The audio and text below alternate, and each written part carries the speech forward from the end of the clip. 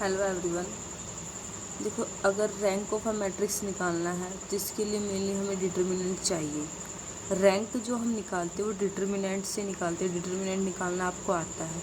अगर आपके डिटर्मिनेंट की वैल्यू ज़ीरो के इक्वल नहीं है, अगर आपके जो डिटर्मिनेंट की वैल्यू है वो ज़ीरो के इक्वल नहीं है, जो ज़ीरो के इक्वल नहीं है, तो मैट्रिक्स का जो ऑर्डर है अगर वो 2 × 2 की है तो आपका रैंक 2 ही निकलेगा। अगर वो 3 × 3 की तो आपके रैंक की वैल्यू 3 निकलने वाली है, अगर डिटर्मिनेंट की वैल्यू ज़ीरो के इक्वल नहीं है। तो देखिए, एक छोटा सा क्वेश्चन है। ये हमें एक मैट्रिक्स दी गई है, एक मैट्रिक्स है। इसमें इस मैट्रिक्स का डिटर्मिनेंट आपको आता ही है। फर्स्ट को रखेंगे, डिलीट कर देंगे ये वाली और इसी क्रॉस मल्टीप्लाई, फिर सेकंड को रखेंगे, साइन माइनस का आएगा, फिर प्लस का आएगा, इस तरह से। तो इसका डिटर्मिनेंट ज़ीरो के इक्वल नहीं है, तो इसका डिटर्मिनेंट क्या ज़ीरो के इक्वल नहीं है। तो आपका रैंक क्या होगा मैट्रिक्स का? 3 कैसे आया? क्योंकि 3 × 3 इसका ऑर्डर क्या है मैट्रिक्स का? 3 × 3, इसलिए आपके रैंक की वैल्यू 3 है। अगर ये ज़ीरो के इक्वल होता, इट मीन्स कि आपका डिटर्मिनेंट ज़ीरो आता, तब आपका क्या रैंक होता मैट्रिक्स का? तब आप क्या करते? तब आप किसी भी रो या किसी भी कॉलम को डिलीट करके एक सब मैट्रिक्स उठा लेते। सपोज कीजिए हम ये वाली सब मैट्रिक्स उठा लेते हैं, 3 2 3 2 3 4, ये सब मैट्रिक्स उठा लेते। अब इसका डिटर्मिनेंट निकालेंगे। 3 चौके 12 -3 दूनी 6 = 6। तो 6 ज़ीरो के इक्वल नहीं है, तब इसका रैंक क्या होगा? तब इसका रैंक 2 होगा।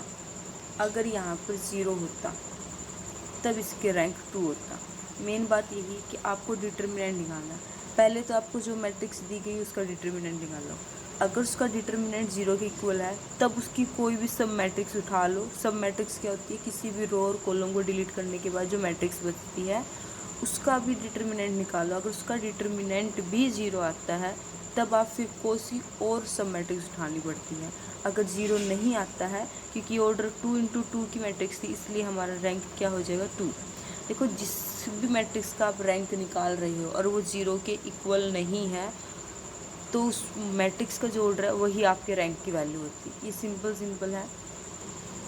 यहाँ देखिए, क्वेश्चन दिया गया 3 × 3 मैट्रिक्स दी गई है और उसकी डिटर्मिनेंट की वैल्यू क्या आ गई है? 3 × 3 की जब हम निकालते ज़ीरो, तब क्या करना हमें?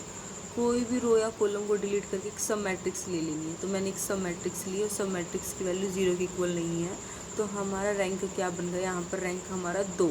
रैंक की वैल्यू क्या? क्योंकि 2 × 2 मैट्रिक्स है, ये ऑर्डर 2 की मैट्रिक्स, तो रैंक की वैल्यू 2 आ गई हमारी। सेम इसी तरह के क्वेश्चन से आपको रैंक की वैल्यू निकालनी है। ये एक 3 × 3 मैट्रिक्स है। देखो, 3 × 3 मैट्रिक्स में इन्होंने पहली फर्स्ट रो से निकाला तब भी जीरो आया डिटर्मिनेंट। इन्होंने थर्ड कॉलम से निकाला डिलीट करके थर्ड कॉलम को, तब भी ज़ीरो आया। इन्होंने अलग अलग उससे कॉलम या रो से निकाला तो उसकी डिटर्मिनेंट की वैल्यू ज़ीरो है। तो लास्ट में इन्होंने क्या किया कि उन्होंने एक 2 × 2 मैट्रिक्स ली। लास्ट में इन्होंने एक 2 × 2 मैट्रिक्स ली और 2 × 2 मैट्रिक्स से -1 इनका आया, तो इसका रैंक क्या बनेगा? रैंक 2 बनेगा। तो आई होप आपको रैंक के क्वेश्चंस क्लियर हो गए। अब आपको करना solution of a system of simultaneous linear equation. Linear equation होती है जिसमें हाईएस्ट पावर आपके जो वेरिएबल्स है ना, एक्स वाई, इनकी हाईएस्ट पावर 1 होती है। लीनियर इक्वेशन होती है। साइमल्टेनियसली का मतलब है कि आप एक से ज़्यादा इक्वेशन का यूज़ करते हैं। यहाँ पर 3 इक्वेशन हमें दी गई हैं, तो इसके लिए 3 मेथड्स है। एक तो क्रैमर रूल है, फिर एक मैट्रिक्स इन्वर्स मेथड है, फिर है एक गॉस एलिमिनेशन मेथड्स है। तो हम क्रैमर रूल करने वाले सबसे पहले। देखो, क्रैमर रूल में क्या होता है कि आपको ना डिटर्मिनेंट से निकाल। देखो, डिटर्मिनेंट अगर आपको अच्छी तरह से आता है तो इससे कितने सारे क्वेश्चंस हैं। तो डिटर्मिनेंट की हेल्प से हम सॉल्यूशन निकालते हैं लीनियर इक्वेशन का। अब एक क्वेश्चन देखते हैं।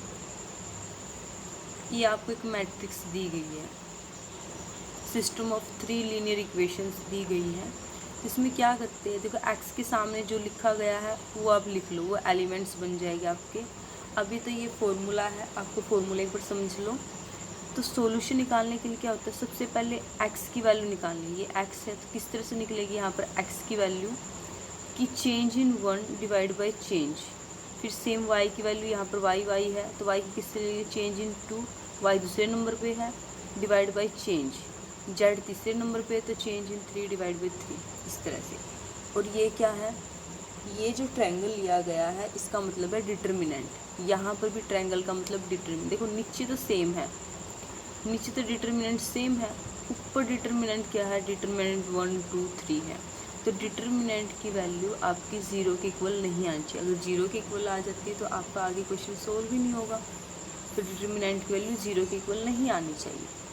तो पता क्या होता है इसमें, ये जो साइड वाले दे रखे ना, आप पहले इसको फर्स्ट उसमें कॉलम में रखोगे, ये वाला ये कॉलम है हमारा फर्स्ट, पहले इसको फर्स्ट कॉलम में रखोगे तो आपका चेंज इन 1 निकल जाएगा। फर्स्ट कॉलम में इनको रख के आपको सिर्फ डिटर्मिनेंट निकालना है। फिर आप इसी वैल्यू को सेकंड में रखोगे, फिर डिटर्मिनेंट निकालना है। सेम को आप थर्ड में रखोगे, फिर डिटर्मिनेंट निकालना है, तो ये चेंज 3 निकल जाएगा।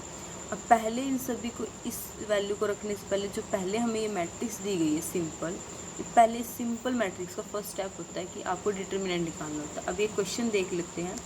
तो अब क्या है, ये बात नोट करने लायक है कि अगर आपका डिटर्मिनेंट 0 के इक्वल नहीं है, इट मीन्स कि अगर आपके डिटर्मिनेंट की वैल्यू 0 नहीं आती है तो आपका सोल्यूशन क्या होगा, कंसिस्टेंट, और आपको एक यूनिक सोल्यूशन मिलेगा।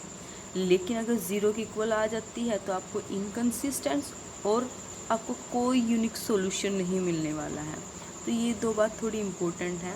तो हमारी कोशिश यही है कि इसमें जो डिटर्मिनेंट की वैल्यू निकाली जाती है लगभग कि वो 0 की इक्वल नहीं निकलती, तभी आगे क्वेश्चन सोल्व होता है। अगर 0 की इक्वल निकल जाती है फिर तो आपको आगे सोल्व करने की ज़रूरत ही नहीं है। एक छोटा सा क्वेश्चन देखते हैं, पहले 2 इंटू 2 मैट्रिक्स देख लेते हैं, फिर 3 इंटू 3 मैट्रिक्स।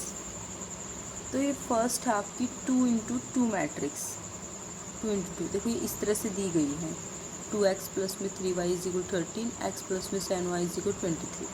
तब इसका मैट्रिक्स किस तरह से बनेगी, ये इक्वल से इस साइड वाले 2, x के आगे जो है 2 3, यहाँ पर x के आगे 1 है 7, ये इस तरह से लिख लो। इक्वल का साइन डाल के इसको एक अलग ब्रैकेट में लिख लो, 13 और 23 लिख चुके हो। तो नेक्स्ट स्टेप है, जो आपने मैट्रिक्स ली ना, ये चेंज निकाल लो। सबसे पहले चेंज का मतलब क्या है, डिटर्मिनेंट निकालो। अब आपने डिटर्मिनेंट लिया तो आपकी 11 वैल्यू आई, और 11 वैल्यू क्या है आपकी 0 के इक्वल नहीं है।